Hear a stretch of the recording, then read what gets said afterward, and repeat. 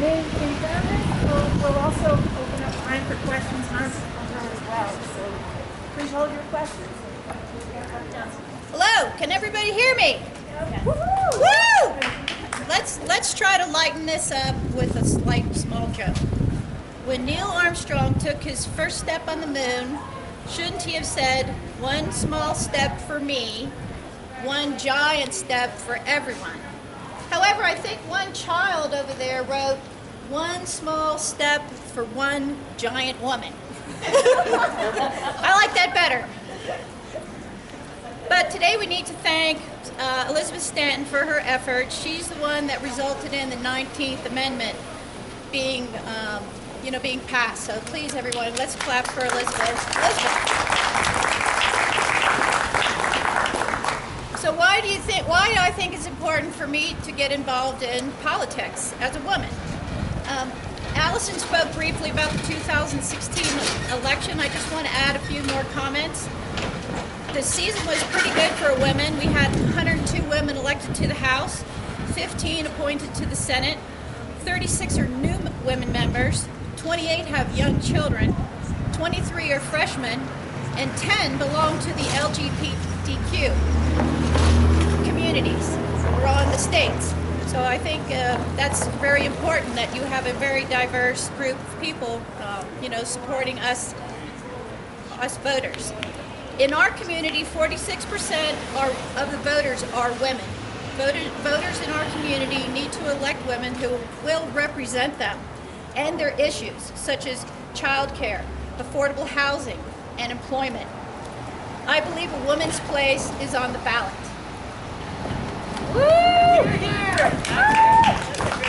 Secondly, women have emotional intelligence qualities such as they're problem solvers, their ability to network, their collaboration skills. They both have written and verbal communication, critical thinking, and building trust.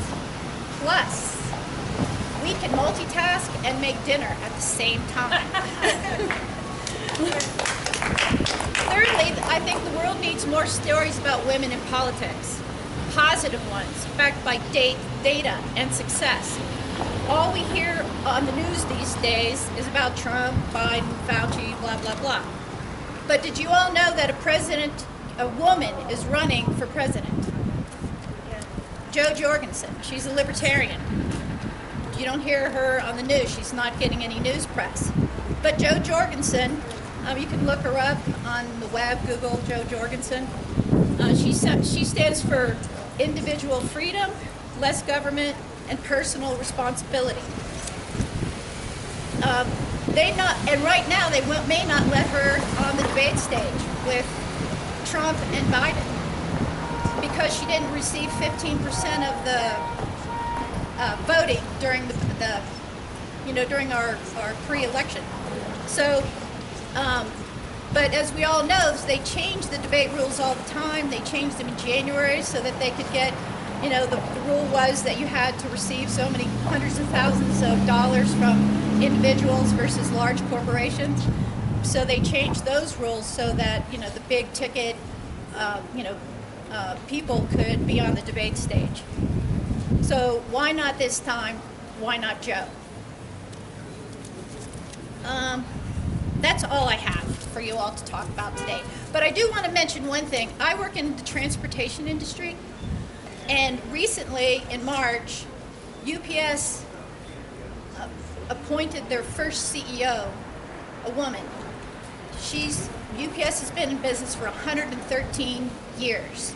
So she's broke that glass ceiling. She came from Home Depot. She worked there, and she was on the UPS board of directors since 2008. Now she's running a company that has 495,000 employees globally and makes over $72 billion in revenue. I say, go. So does anybody have any questions for me? My outfit is bad. My hair. I went to the hairdresser today. I think it's a little blue, but. So what's your platform? Can you tell us what your platform is? Okay, I'm a libertarian candidate, and I am also I've been digging into, like I read the whole comprehensive plan, and I think everybody here needs to take a look at the second chapter. It's all about land use. There's some scary stuff in there that people, I'm thinking that should have been brought to a vote instead of just making changes, which could potentially be retroactive for a lot of the people here. I think that's wrong. So I'm a data analytic person, which is probably why, you know, some of my speaking wasn't super great. I mean, I usually sit in an office, behind a desk, doing spreadsheets, making numbers look sexy and fun. But that is the one thing that I notice is missing, is people make decisions without any data. They don't, I mean, I was surprised in the comprehensive plan they're using charts from 2 years ago. I actually sent them a note, can you please update the charts? And then can you put what the old world looked like and what the new world is going to look like side by side, so that the people can make a decision instead of, you know, all this stuff behind smoke and mirrors. And additionally, I was rather critical because strategies are what statements, how you're going to do it are action, and they had them all mixed up throughout the document. So I think there's a lot of revisions that need to be made, and I think there's a lot of things that need to be brought forward to the public before those changes are made. But transparency, talk, I'm a good talker. See, in the grocery store, I talk to everybody. But, you know, when I find out, hey, this, you should be sure some of the good stories I have. But people, you know, when they meet me, they get to know me, they go, you know, I think I'm going to vote for you. So that's my one thing, is because I sit behind a desk, people don't get to meet me, so I really appreciate this opportunity to get to meet everybody. Yes? Hi. I heard you talk on 4th of July, and remember you mentioning that you have a very busy job and answer like 250 emails a day. So I'm just curious, if you were elected, will you be continuing with that job, or will you be making this your full-time job? No, I'm going to retire. I've been with the company for 28 years, you know, in all kinds of positions. So I will retire as soon as that happens, so that I could, there's no way you could dedicate the amount of hours. You know, I've talked to Lori and other, and, you know, sometimes they're there to, you know, 10 o'clock at night. You can't possibly do that and manage, you know, another job. It would be a full-time position. But thank you, that's a great question. Anybody else? Great. Now everybody just remember, yes. One of your opponents last election ran on affordable housing, and we seem to see the real estate trend going in the exact opposite direction, and rents are through the roof, real estate's through the roof. What is your feeling on that, and do you feel like it's driving locals away from here that can contribute back into the community? Well, a lot. I spoke today with the housing person that did the new development in Routt County. So I had a really long conversation with him, and after, you know, my takeaway was we're putting forth solutions without knowing what the need is. But what Routt County did was they put a vote out, a proposition, you know, to have a 1% rate increase, so that over a 10-year period they could raise $10 million. And they've built a bunch of units up there right now and have been very successful with the program, with renting it, and they're looking at doing some, you know, some more program. But their $1 million tax is over a 10-year period, so it'll go through 2027. And their plans are to build 600 units, which you said were not enough, which we really don't know. But we do need to do something. And I am in favor of putting a vote forward to the property owners to put, you know, a $1 million tax that can be used specifically for affordable housing. Something that hasn't been done. For example, you know, we just all voted on the 0.25% sales tax. If you looked at what they did with that money, I was like, oh my goodness, you know, they were just like writing checks, giving away money, which, you know, maybe the fire thing, they needed to do that. But, you know, they gave away $40 million for irrigation on a farm. They gave away other money for Envision, because that's the division right now that I was saying needed some work on their comprehensive plan. But anyway, if you look at that, the money that they spent there, they pick and choose who they're going to give the money to. we the taxpayers don't have a say in it. But this, I think, would be just specifically for affordable housing and nothing else. I don't know if people vote for it, but I think it's a start. Do you think it's achievable? I think so. I mean, if you put together a good model, tell people, here's what we're going to do, here's what it's going to cost, here's how many units we're going to do, here's our plan, and here's how we're going to measure the success, which is something I don't see happening today. Is they do stuff, but they don't tell you. But here's what we did, and here's the success in hardcore dollars, and how the people were impacted by the success. That's missing. So I would like to see that change.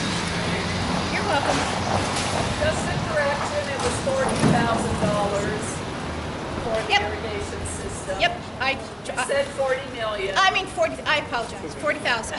Okay, and are you aware of how long the comp plan draft has been out for Yes. review?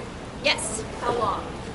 it's been 2.5 years, and I just got the email with The the draft. Oh, I don't The know. draft, the commentable draft. I don't know. I just got an email 2 weeks ago. Right. It's been available to be commented on for 9 months. The draft you commented on has been out for 2 months, and your comments came through about 3 days ago. No, I sent two separate. I sent one comment the week before, and I sent another one with more detail in a spreadsheet 2 days ago. You're correct. So you've had 9 months. No, I didn't. I didn't know. I looked at the old one, but I didn't know of the new one. Okay. Until they it's sent me just the a email. draft. And the other question I have is, as a member of the Transportation Advisory Board, where have you been? Nobody called me. I've been sitting at my desk doing Are you spreadsheets. aware that we have a Transportation Advisory Board? Yes, I am. And I am aware that we might as well be living in Hawaii because everything has to be trucked in. And I'm aware of the roads, and I'm aware of I'm aware of pretty much everything having to do with trucking and That's rail. great. And rail. But I'd be glad. That's I'd be glad to help. That's super. Yeah, I'd be- We have yeah. vacancies on the board. We'd love to hear from you. Okay, I'd be so glad to help because I have a lot of vast amount of contacts, knowledge. I used to be in competitive intelligence for my company, so That's great. Well, Yeah. just to let you know that yeah. So, you yeah, can reach us through the county, and we're always open. We answer emails, and we're so sorry we've been oblivious to you. well, it's in part I take responsibility because I was working, and it wasn't until I decided to run. There's some things annoyed me, so and the Libertarian Party reached out to me, and I said, what, I'm going to throw my hat in the ring. Because I thought my experience that I have with a lot of things, that I could do some good. But thank you. I look forward. What was your name? Joanne Allen. Okay, I'll look you up and send you an email. So you have my Sure. contact. Just through the county. Okay, Be great. I'd be glad to do that. And I apologize about the it is 40,000. I knew that too. I'm nervous. Okay, well, thank you very much, everybody. And this is really for both commissioners, speakers. There were a whole lot of comments made about the comp plan and that there was no transparency.